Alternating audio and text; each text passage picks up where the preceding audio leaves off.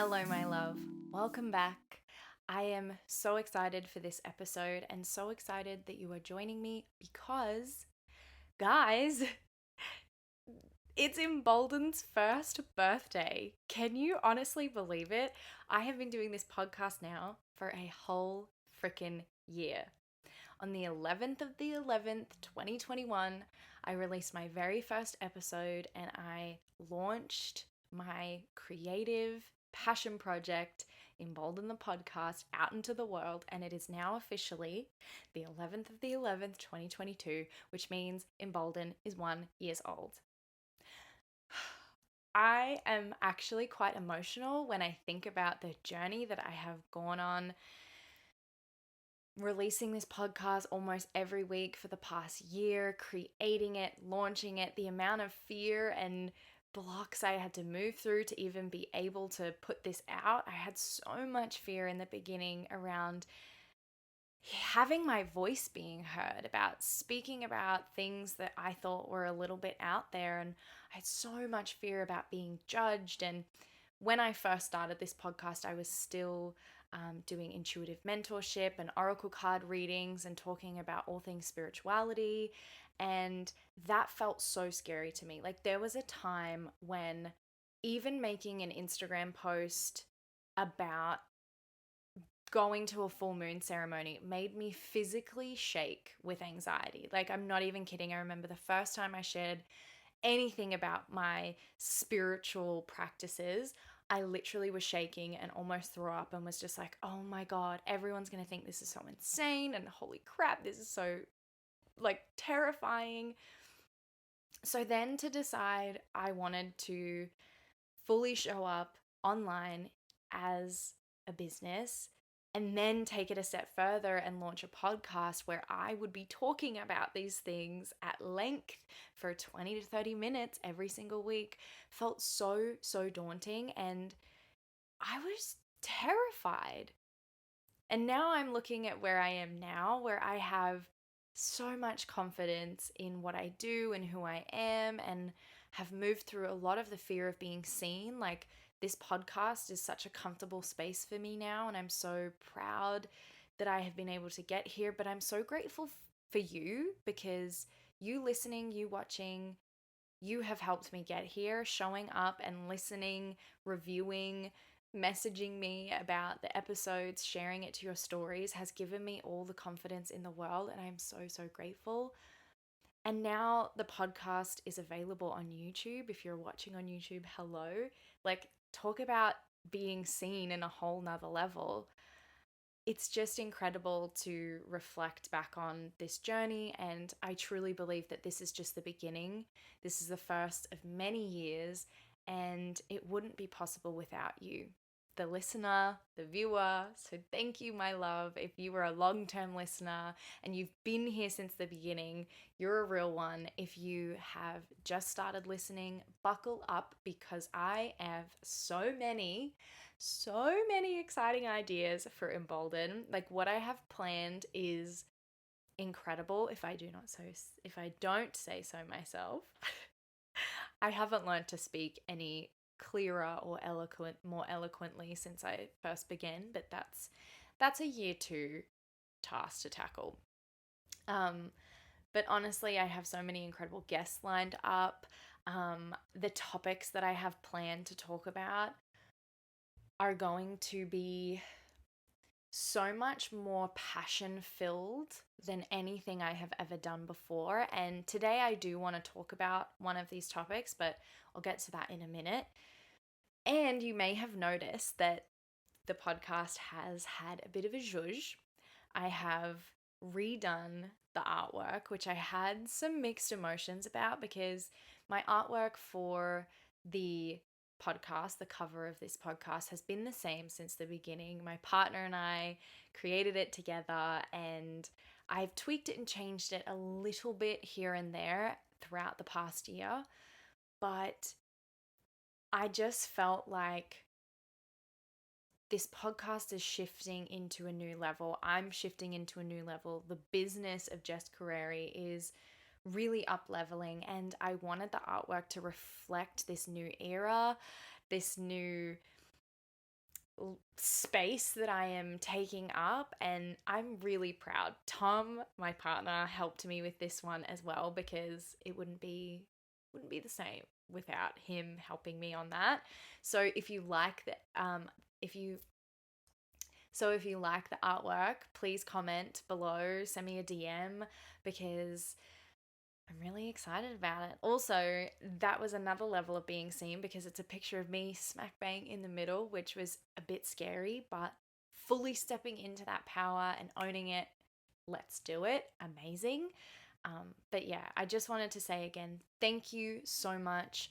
This celebration of Embolden's first birthday is as much a celebration of you as it is of the podcast. And to give back, I've decided to do a giveaway. This giveaway is for anyone who is a listener of Embolden, to really just celebrate you and give you a chance to win some amazing prizes. There are going to be 3 winners picked on Sunday, the 13th of November. So if you're interested, the details on how to enter will be on my Instagram and in the show notes below.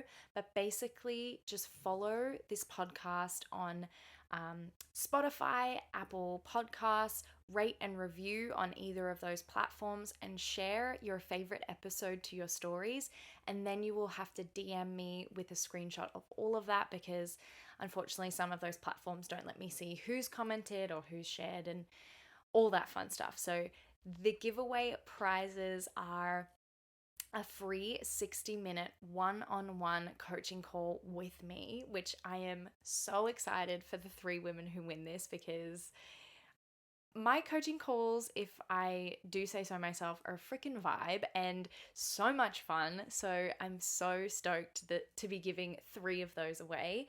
The winners will also receive an inner winter guided meditation to support you during that season, as well as an EFT, emotional freedom technique, guided tapping for your inner autumn.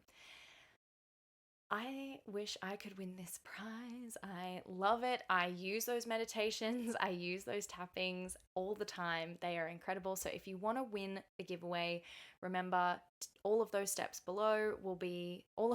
mentioned before will be below.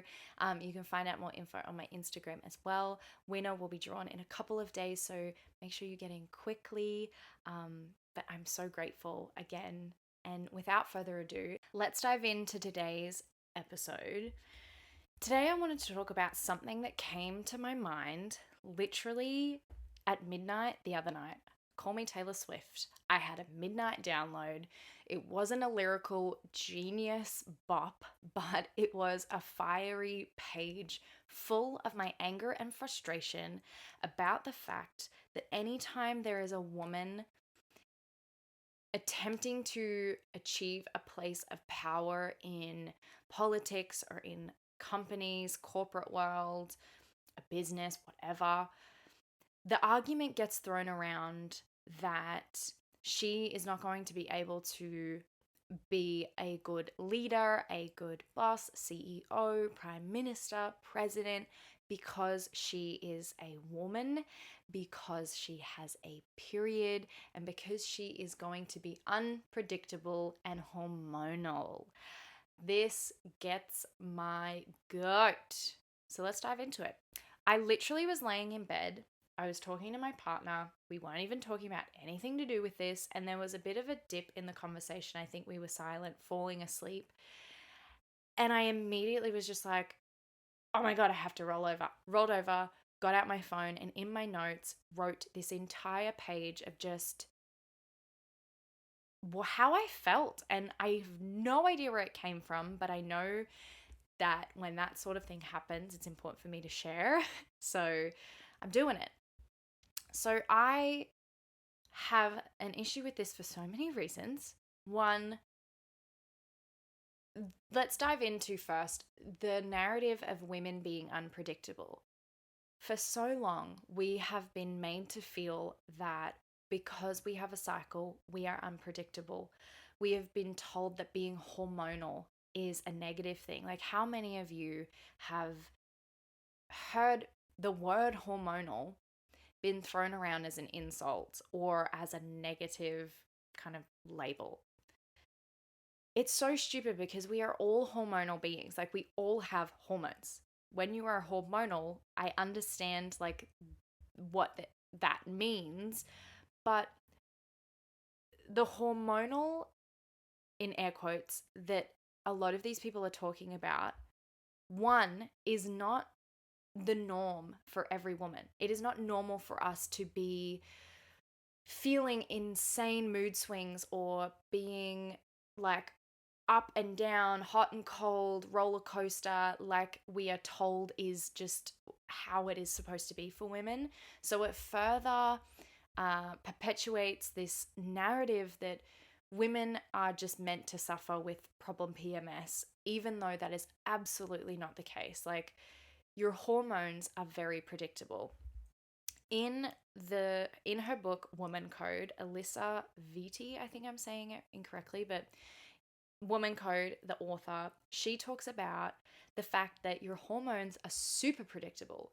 In fact, even hormonal imbalance and even like symptoms like PMS are very predictable. Your hormones are predictable in the way that they work, and they're predictable in the way that they react to certain environmental factors, lifestyle changes, dietary changes, and all that sort of thing. So I want to just put in the bin that idea that being hormonal is, one, a bad thing, that we as women are unpredictable because we have a cycle.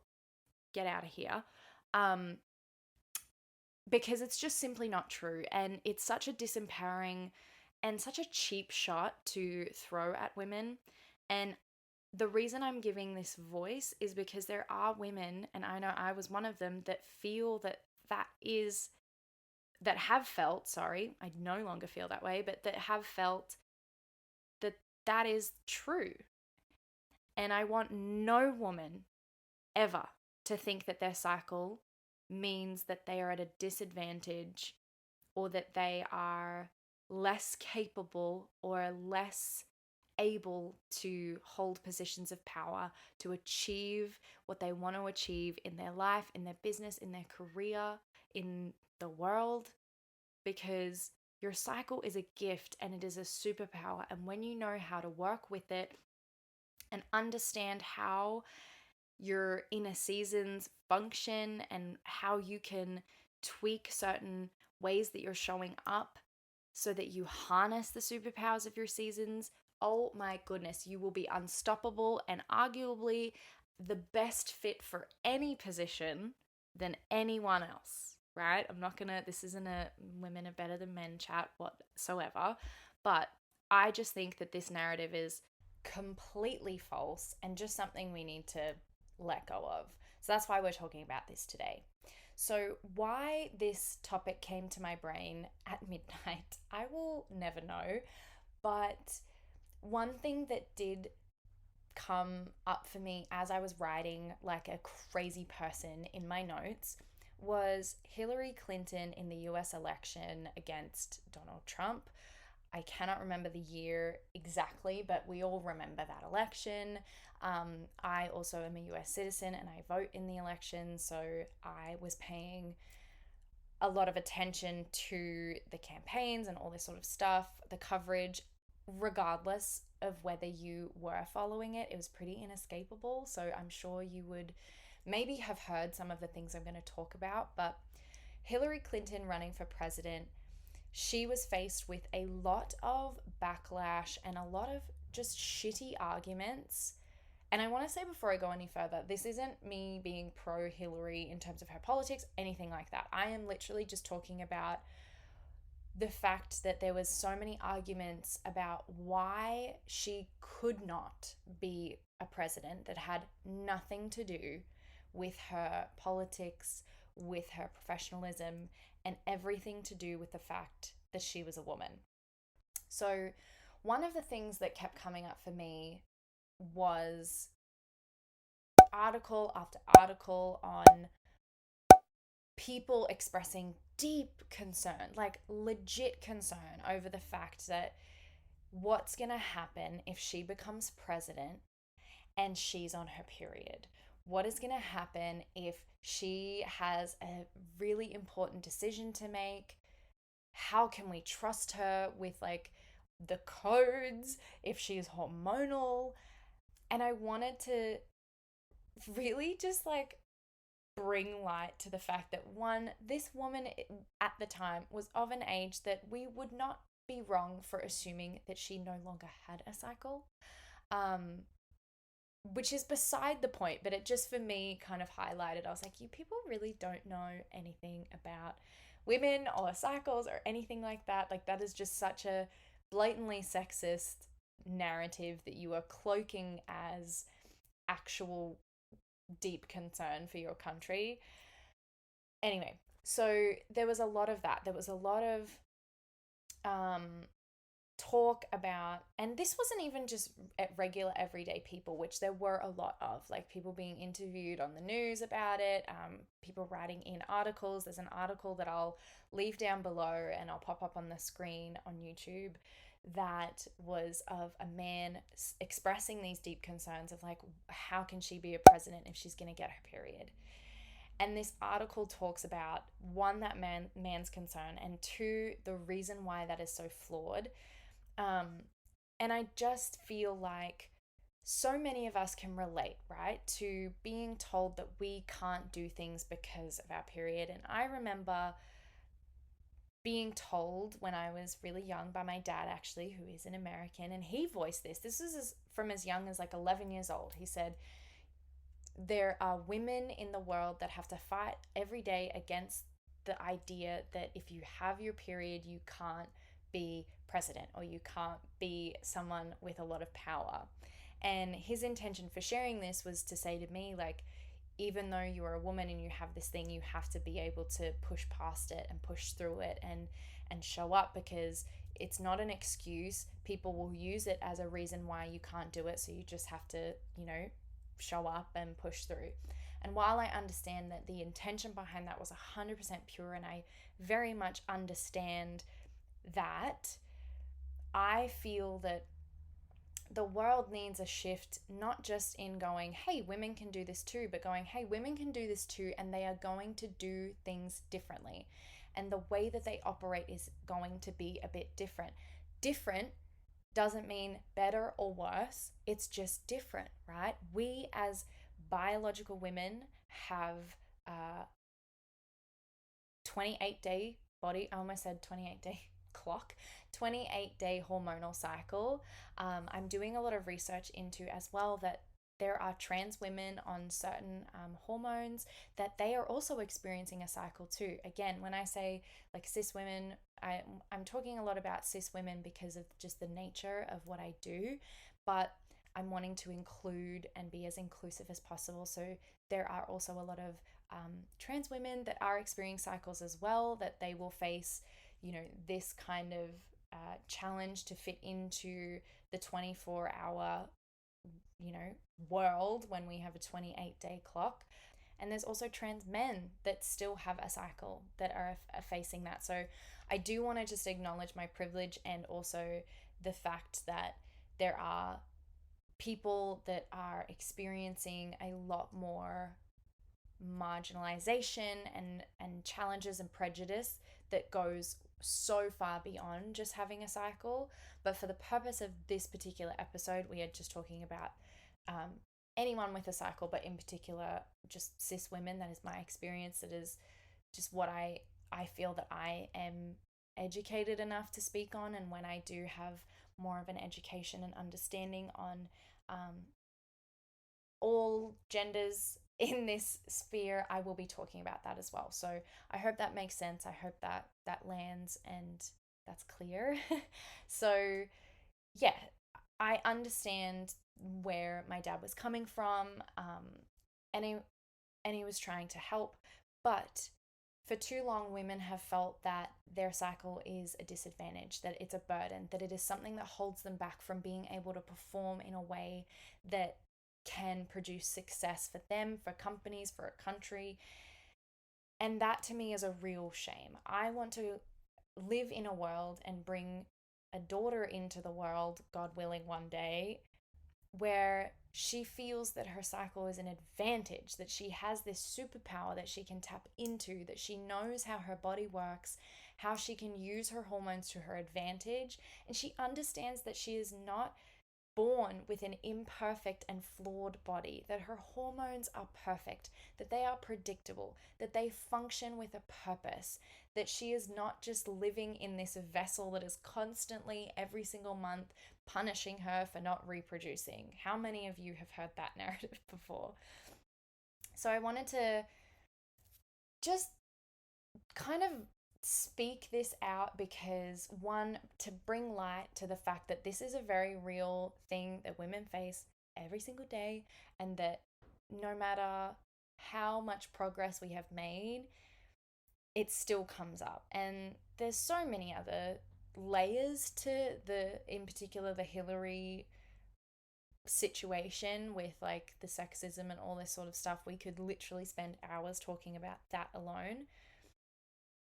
But I just felt that it was a real powerful example of how the world views women and menstruation and female hormones.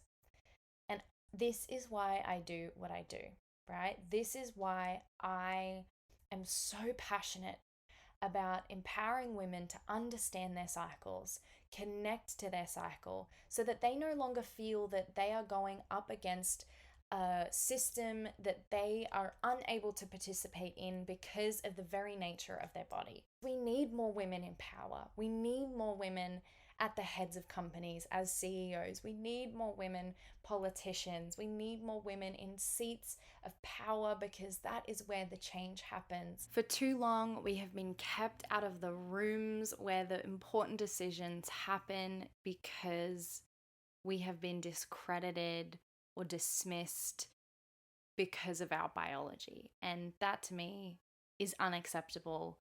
And that is why I show up and do what I do. So if you have also felt this rage and feeling of frustration of like, I am capable, I can do this, and just because I have a cycle, just because I have a period doesn't mean I'm incapable. If you have even felt like, my period is in the way of me achieving my success, my period is in the way of me living my best life, then I encourage you to keep following, keep listening, because what we have deemed normal and accepted as normal for women to experience during their cycle is so not normal, beyond normal, like the opposite of what is actually normal.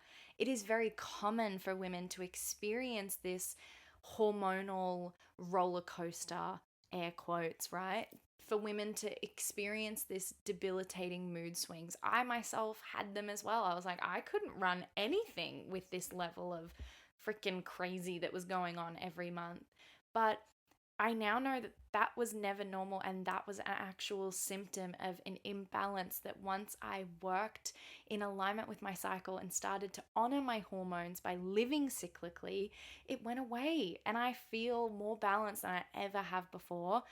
So it's that idea of like, we've just accepted that it's normal for us to, one, suffer with hormonal imbalances, PMS, all that sort of thing, crazy mood swings. We've also then just been told that because of that experience, which isn't normal, that we are unable to lead and to be these vehicles of change and progress. And that just is, as I keep saying, unacceptable.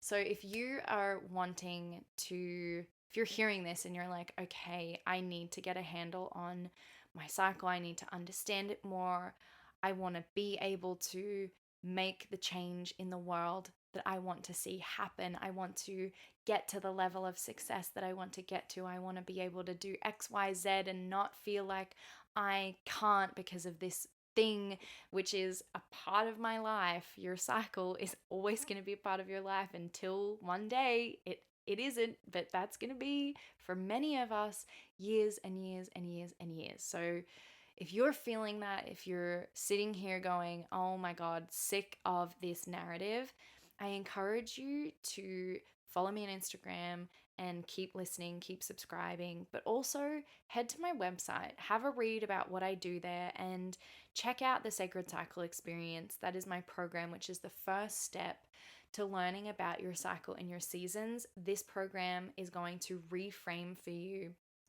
what is normal. It is going to help you understand your 4 phases of your cycle, what you can do to live in alignment with those, harness the superpowers of your inner seasons, and schedule your life and your work in a way that allows for you to perform at this optimal point. And that's not to say to be like super productive and that hustle culture BS. It's to say, like, for you to get what you need to get done in order to get where you want to go, right? Check out the Sacred Cycle Experience. It's down below. I also, if you're really wanting to go deeper, have space for the last half of this year for my 3-month one-on-one mentoring coaching program. This is for anyone who is wanting to work one-on-one with me to reclaim their cycle and basically create a life of ease, intention, alignment, and joy through connecting to their cycle and intuition. So if that sounds like something you're interested in, all the details will be down below. I've also, as I said before, included some of those articles about Hillary Clinton and about the narrative around her period being in the way of her becoming the president of the United States down below. So if you want some extra fire, you can read them down there. I'll see if I can find some other examples for other women, because I think it's important to understand, what's going on and what we're facing out there. And that comes first before we can change the narrative. We have to get angry about it, feel it, and then have that fire in us to change it. I'm so grateful for you for being here with me today. This has been an incredible episode. I feel very fiery. I hope this has resonated and served you well and offered a new perspective. Thank you again for a whole year of Embolden. And remember to follow me on Instagram to enter the giveaway, which is happening. You've got a couple days to enter that. Happy birthday, Embolden. Thank you. And happy birthday, Embolden community. So grateful. I will see you in the next episode. Mwah.